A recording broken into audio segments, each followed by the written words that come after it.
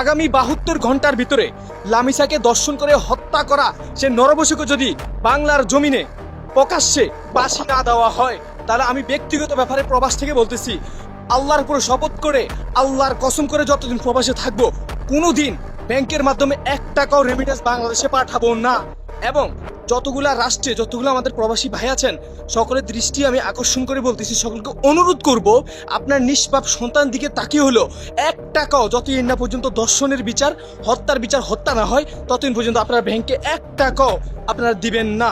মাননীয় প্রধানমন্ত্রী, আপনার কাছে একটা প্রশ্ন রেখে গেলাম, আর কত মায়ের বুক খালি হলে, আর নিষ্ঠুর কতভাবে এভাবে মানুষকে হত্যা করলে আপনি হত্যার বিচার হত্যা করবেন? এটা কেন বন্ধ করা আছে? হত্যার বিচার কেন মৃত্যুদণ্ড দেওয়া হয় না? যেখানে একজন দর্শনকারী, হত্যাকারী নিজের মুখে জবানবন্দি দেয় সে হত্যা করছে, তারপর তাকে কেন হেলমেট পরাইয়া থানায় থানায় কুড়ে করে এবং ঘুরানো হচ্ছে? তাকে কেন প্রকাশ্যে তাদেরকে কেন ফাঁসি দেওয়া হচ্ছে না? আমি কথা বলতেছি কারণ আমি একটা ছেলে, আমি একটা বাবা। আমার আজকে অন্য সন্তানকে এভাবে হত্যা করা হয়েছে, কালকে যে আমার সন্তানকে করবে না, আমি কেন প্রতিবাদ করবো না?